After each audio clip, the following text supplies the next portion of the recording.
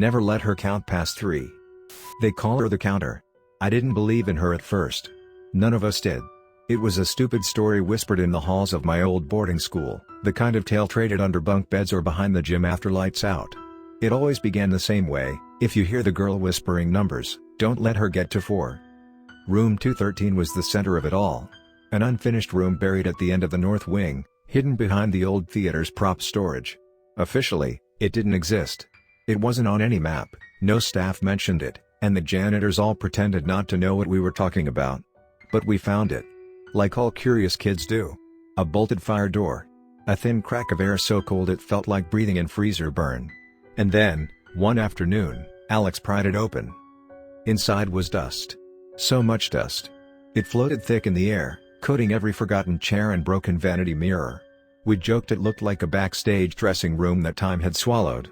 But the air had a taste, metallic, like coins under your tongue. And something about the shadows in the corners didn't move with the rest of the room. It was Alex who said it first, cocking his head like he heard something. 1. We froze. It wasn't his voice. It came from the far end of the room, where a tattered stage curtain hung, unmoving in the dead air. He laughed it off, said someone was playing a prank, but he didn't sleep well that night. None of us did. Over the next week, Alex changed. He stopped showing up to morning roll. Started wearing his hoodie up at all times, even during lunch. We'd find him standing in dark hallways muttering to himself, always counting, under his breath, rhythmic. By Friday, he had the flu. Or that's what the nurse said. He never came back. We were told he'd been pulled out by family. But I knew better. Because the night before he vanished, I heard her too. I woke to the sound of whispering. Right next to my ear. I was on the top bunk and no one was there. But the voice was unmistakable, young, female, brittle like dry leaves. 1. I squeezed my eyes shut. 2. My mouth went dry. I couldn't move. DHR. Someone banged on the dorm door. Loud. A teacher, shouting about lights being on too late. The voice vanished like smoke in wind. I didn't sleep again for 2 days. That Monday, I found a folded piece of paper tucked into my math book. In unfamiliar handwriting, it read: Rules to survive the counter. 1. If you hear her say 1, cover your ears and hum. Do not acknowledge her. 2. If she gets to 2, leave the room immediately. Don't look at where her voice is coming from. 3. Never let her say 3. If she does, make someone else speak first. It delays her. 4. If you hear 4, it's too late. Don't run. Don't scream. Just close your eyes. 5. Do not speak her name. She doesn't remember who she was, and you must not remind her. 6. She counts only when she's found someone new. Pray it's not you. I didn't know what to believe. But I remembered Alex. I remembered the curtain. I remembered that voice, whispering from inside the room that shouldn't exist. So I did some digging. The building was old, over 150 years. The north wing used to be the original theater until the roof partially collapsed during a fire in 1907. No one died, officially. But there were rumors: a missing girl, a stagehand's daughter who'd come to visit after hours. Her name was Clara Vale. According to archived detentions, she was last seen wandering backstage, looking for her father. Her final written words were scribbled in the margin of a teacher's planner. I'm going to count how many rooms I can find. After that, nothing. Just silence. Until room 213. I've followed the rules for years. I graduated. I moved away. I built a life in a city far from anything resembling Gothic school buildings and dusty, haunted dressing rooms. But last week, I heard it again. While brushing my teeth in my one-bedroom apartment. 1. I stopped moving. 2. The mirror fogged over, even though the water was cold. DHR. I jammed my thumb into my mouth and bit hard. Blood filled my mouth. And I screamed. Just to say something before she could finish. My own voice cracked and ugly and desperate. But it worked. The whisper stopped. Now I'm hearing her more frequently. At night. In reflections. In the cracks of my floorboards. Her voice is getting clearer. Stronger. Last night, I woke to her standing at the foot of my bed. Skin gray and cracked like plaster. Hair hanging in clumps like wet curtains. Her jaw unhinged, wide enough to split her face, revealing a black void where sound poured out like smoke. 1. She's getting faster. I think she remembers who she is. And she's almost at 4. I don't know what happens when she says it. Not exactly. But I have my theories. I've seen what's left behind when others let her finish, or when they think they can fight her. I've visited forums and subreddits that quickly get deleted. I've spoken to 3 others, all survivors, all silent when I say her name. One of them, a guy in Florida, answered my call and whispered, "She's not counting numbers. She's counting pieces."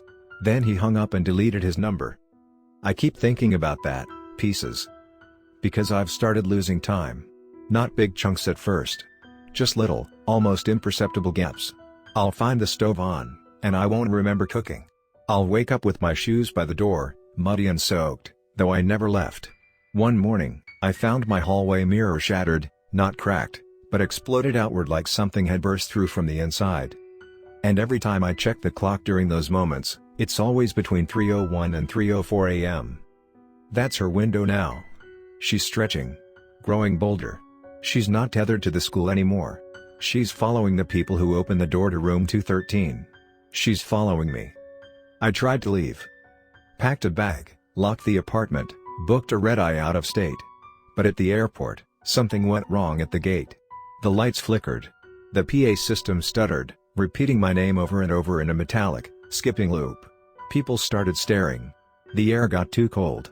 And then, in the silence between announcements, I heard it again. 1. I ran. I didn't board the flight.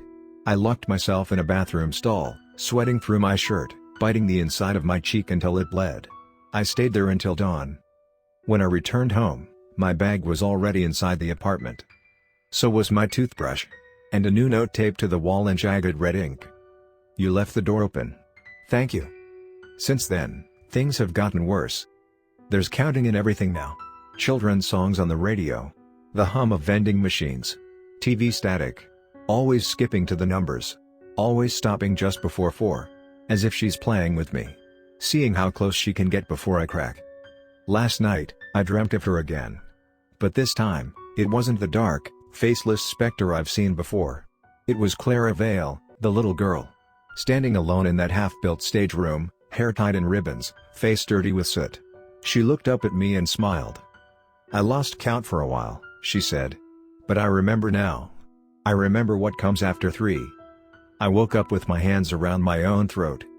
It's not just voices anymore. She's rewriting my memories.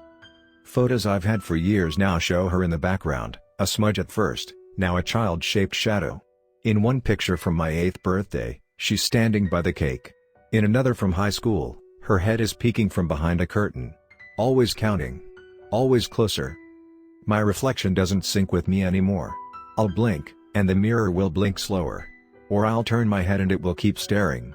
Once, I swear it mouthed a number. I couldn't hear it, but I felt it in my molars. I've barricaded the apartment. Covered every mirror. Taped the windows. I even removed every clock, thinking maybe time itself was part of her game. But it doesn't matter. I still hear her. 1.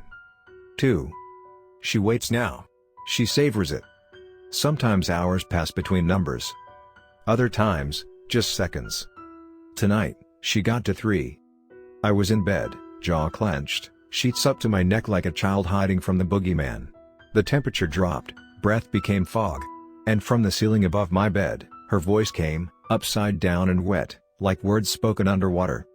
3. I screamed. Not words. Just noise. Something primal. Something human. It was enough. I don't know if it bought me another night or if it just amused her, but she stopped. And now? Now I'm writing this on my bathroom wall in charcoal and soap scum because she's drained the power again. My phone is stuck on 3:33 a.m. My laptop screen is bleeding light, no text, just a cursor that types her name whenever I touch the keyboard. I won't say it. I won't even think it. Because if she ever gets to say 4, I don't think she'll stop there. I think she'll keep counting. And counting. And then? She'll teach us all to count with her. It starts when you hear it in your dreams. Not her voice, yours. Whispering the numbers like a lullaby. The cadence of your own breath aligning with the rhythm. 1. 2. 3. But you never reach 4. You always wake up too soon, sweating, your hands shaking like they've held something sharp all night. And sometimes they have. I've found shards of mirror under my pillow. Teeth in my sink. Once, I woke up with a number carved into the back of my shoulder blade, not a digit, but the word, 2. Neatly etched. No blood. Just the ink of something that knows how to write under the skin. She's rewriting me. Cell by cell.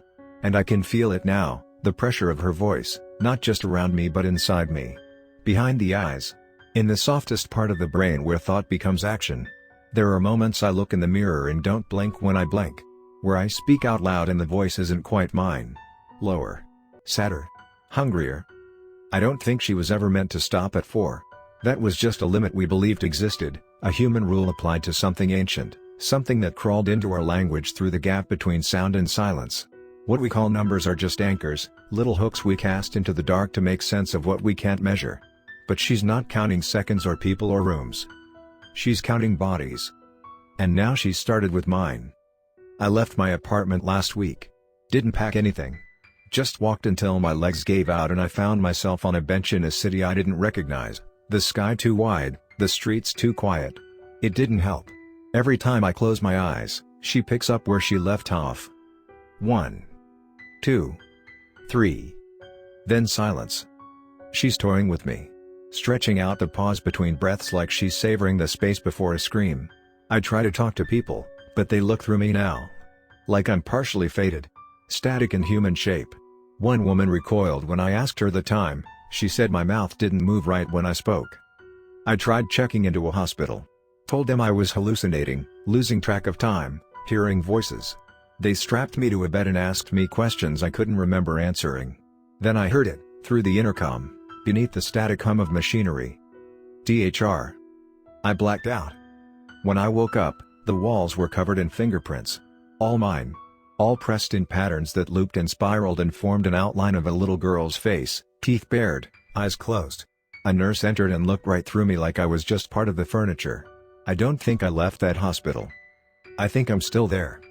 And something else walked out in my place. The world is bending now.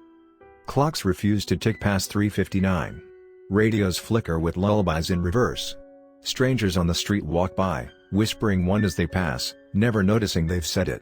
I passed a homeless man yesterday who was counting out bottle caps into neat rows. 1. 2. 3, he said. Then he looked up at me with pale, cataract-filled eyes and whispered, "She's already at 4. He smiled as his teeth fell out, one by one, hitting the sidewalk with tiny porcelain taps. I'm writing this in a motel off a highway that doesn't show up on any GPS. The number on the door is 213, but I didn't ask for it. The man at the front desk handed me the key before I said anything, eyes cloudy, mouth stitched shut by something beneath the skin. The room is cold. It's always cold. The mirror across the bed is fogging up. I haven't said a word since I got here. Haven't made a sound. But I hear her. Not whispering anymore. Singing. A song made of numbers and grief and teeth. She's not a girl. She never was. She's an echo that learned how to inhabit flesh, a curse with lungs and footsteps, born from a child who was forgotten, swallowed by a burning building and remembered only in fragments, a name, a number, a rule. And every time we share her story, every time we remember, we invite her further in. She's finished counting now. She's taught me how. And when I leave this room, I'll teach the next. I'll say 1. And they'll listen. I'll say 2. And they'll start to shake. I'll say 3. And they'll begin to scream. And when I say 4, she'll be behind them. Smiling. Waiting. Counting.